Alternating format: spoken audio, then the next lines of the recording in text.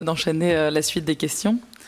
L'exécution très contrainte du programme 203 en 2017 a été rendue possible par le gel de 289 millions d'euros de fonds de concours provenant des collectivités territoriales, pour l'essentiel au titre des investissements des CPER.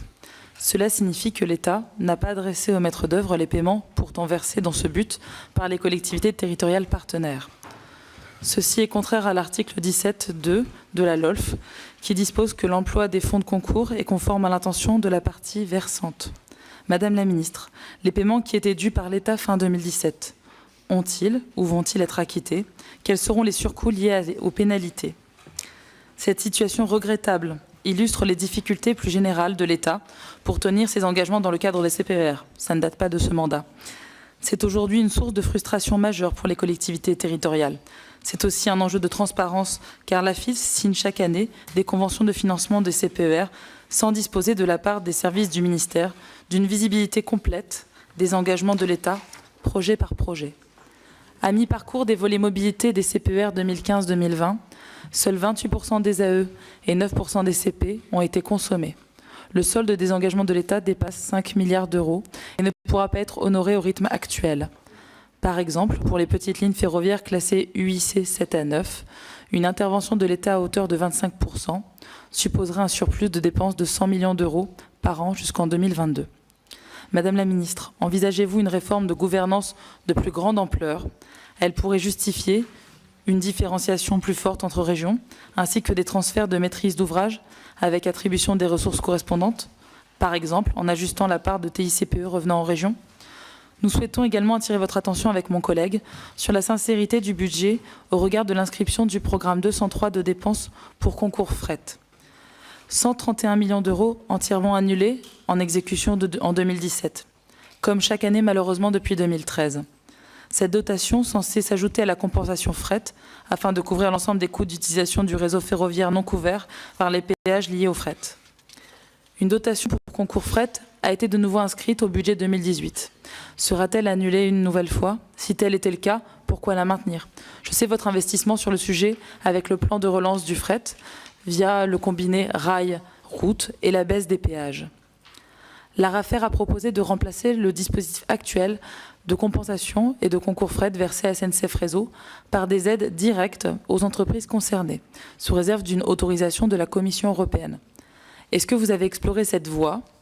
Quelles sont vos intentions pour réformer globalement le dispositif de soutien au fret, un mode de transport auquel vous tenez?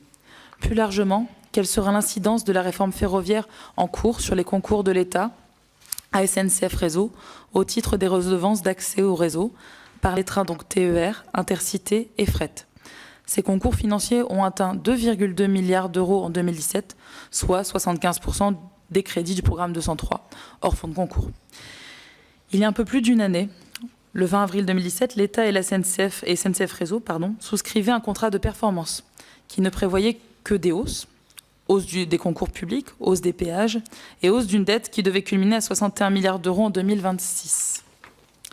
Ce scénario a été rendu caduc par la réforme ferroviaire et la reprise annoncée de la dette de réseau. Madame la ministre, cela ouvre-t-il une perspective de modération des concours budgétaires à SNCF Réseau et donc des marges de manœuvre sur d'autres postes? À quelle échéance envisagez-vous de réviser le contrat de performance? Outre la route et le fer, il nous faut, Madame la ministre, relever un défi majeur concernant les voies navigables, auxquelles je tiens particulièrement. L'état de dégradation de certains canaux appelle la plus grande attention. Les financements de l'AFIT consentis à ce jour ne permettront pas, malgré leur augmentation, de remettre à niveau l'ensemble du patrimoine. Faudra-t-il se résoudre à fermer certains équipements dits secondaires? Avez-vous identifié des leviers pour améliorer les ressources propres à l'établissement gestionnaire Voies navigables de France? Prévoit-on de la péréquation entre les modes de transport ou davantage de péréquation? Nous le savons, le transport de fret fluvial constitue le mode le plus sûr et le moins émetteur de CO2 à la tonne transportée.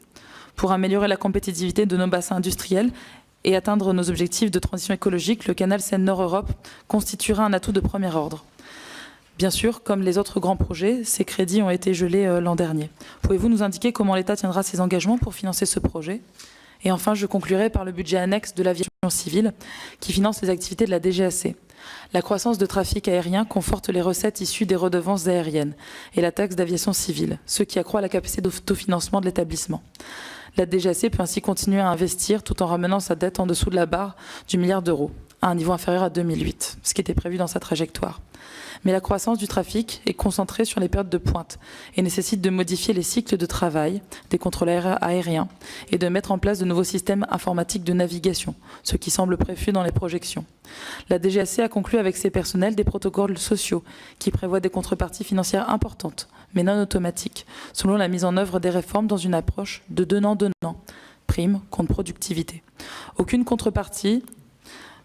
contrepartie, le schéma d'emploi prévoit en 2017, 2018, 2019 le remplacement de tous les départs en retraite, alors que l'aviation civile avait supprimé 10% des effectifs entre 2007 et 2016.